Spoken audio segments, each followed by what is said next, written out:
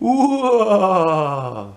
Welcome to my first episode of Stephen King books that I've read and ranked and compared to the movies that were already made that I've seen prior to reading those books. So I just want to get serious for a second and tell you that I am not a total book nerd. I lean towards films and I prefer a good movie probably more than a good book.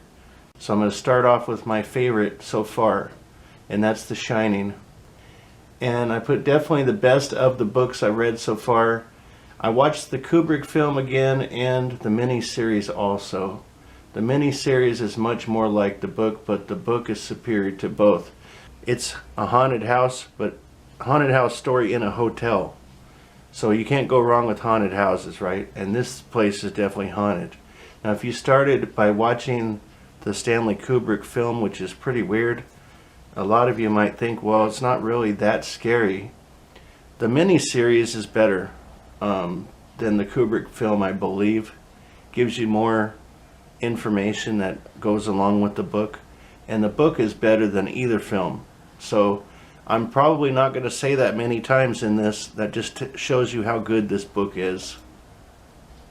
The second one is Carrie.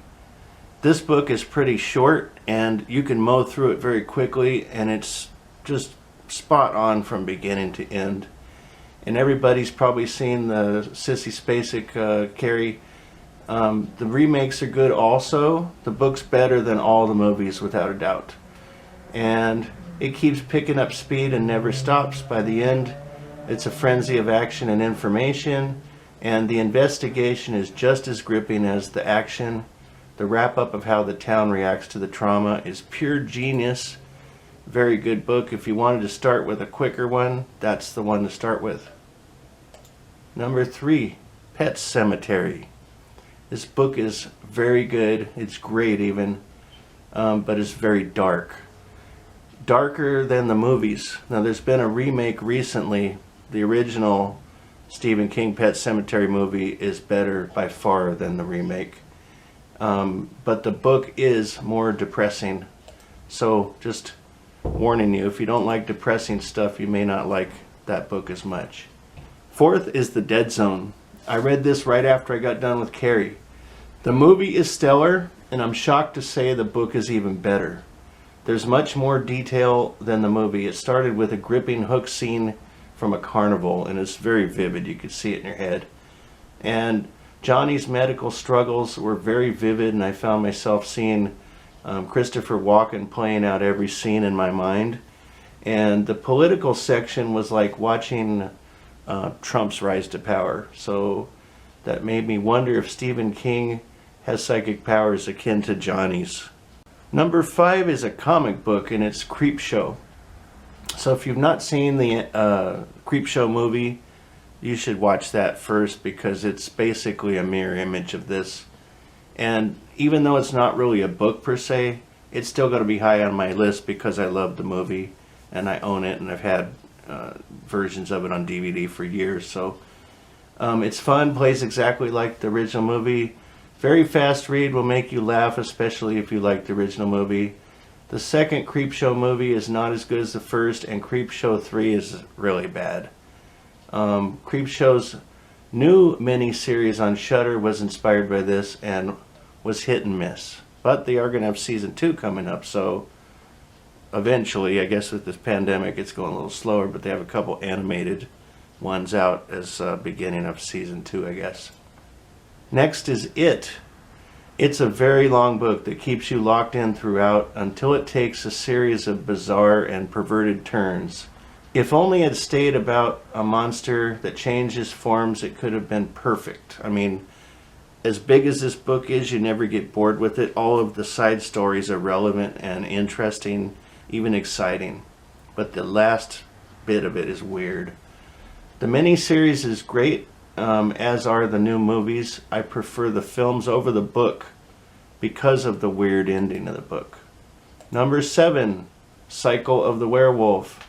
I read this in 2 days. It's barely over 100 pages and includes cool artwork. I love the film version, which is called Silver Bullet. The book consists of 12 months with a story for each month. all related. Several of the stories are not included in the movie.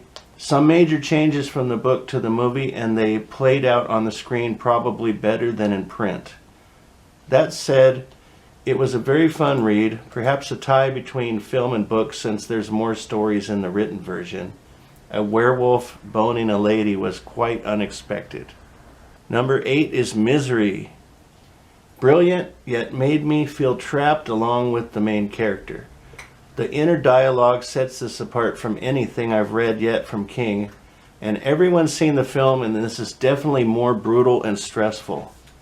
If you think the movie's harsh, you have no idea. Whether that is good or bad, I'm not so sure. At times my hands were shaking. I finished Firestarter yesterday, and depending on whether you read the book first or see the movie first, there's a good argument for either one being better than the other. The book truthfully was too long, especially before the middle section. It's not scary at all, but it is a story that echoes the US MK Ultra program, where they drugged people with LSD and things like that. You might want to look that up. As always, Stephen King gives great detail of methods used in clandestine programs. The wrap-up was a lot different than the movie, and I liked that part better.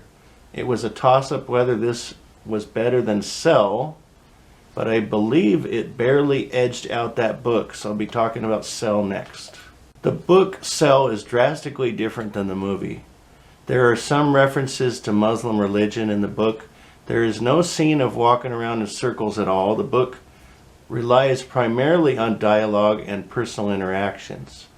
The one scene on the football field is the same, but other than that, a lot different, including an ending that leaves you wondering what happened to his son. Overall, I enjoyed both, but the book is better. In the film, I was struck at the closing scene of people walking in a circle around a telephone tower, and I also saw an episode of The Unexplained with William Shatner, and it's called Mysterious Stones episode if you want to look it up. And it showed the Black Stone mounted on a huge obelisk at the Grand Mosque in Mecca, with people walking around in the same manner. Strange Evidence also had a group of wild turkeys walking around in a circle around a dead cat. So I'd seen those at the same time frame as reading this book, and all of those things were coinciding with each other. Is kind of weird. Some people are going to hate me over this one, but I didn't like Salem's Lot. And I think perhaps it's because I've read Bram Stoker's Dracula before this one, and there is no better Dracula book than Dracula. But that said, I watched the Rob Lowe film version as well as the miniseries version before reading this, and the Rob Lowe film is more modern and the visuals are better. The miniseries is closer to the book, yet dated. It's really more about a town than a vampire and jerks around from random story to random story for the duration. Like the miniseries, the book really only includes the vampire at the end, making it fairly tedious for me, and it was, at that point, my least enjoyable book. Until I read Everything's Eventual, 14 Dark Tales, and I've seen other reviewers that dig this book. It was hit and miss. My least favorite so far. And awake for your own autopsy tale that is familiar with a twist, a boy meets devil story that doesn't resolve, followed by a traveling salesman contemplating suicide that isn't scary and is open-ended, a fictionalized John Dillinger account, followed by an interrogation gone wrong that is very good. That's a great one. A Dark Tower prequel that left me feeling kind of insulted, so I'll tell you, I'm not a sci-fi guy, and I'm probably never reading The Dark Tower because the books are too big, and from what I've read, it's got all kinds of weirdness in it, and I'm not into that. I like scary stuff, so I don't want to use this book as a Dark Tower recruitment tool, so I stopped reading that one.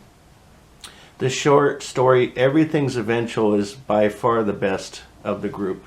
It's about a psychic on a dark government project, and that's also kind of like Firestarter, so we got these government project themes going in Stephen King books, I guess.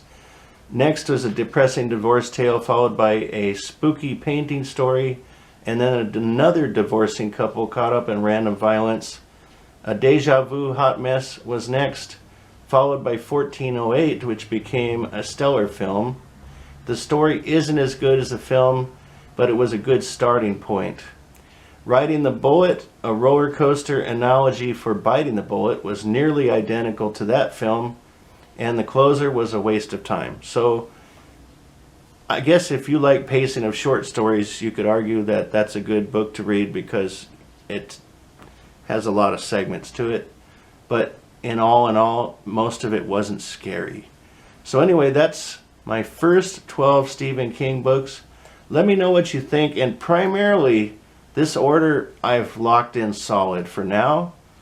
The only question I have is whether Firestarter was better than Cell or vice versa.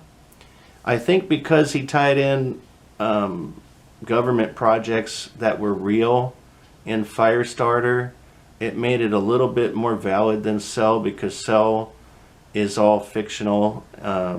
So far, at least, there's never been a cell phone virus that's taken over anyone's minds that I know of. I suppose that could have happened somewhere.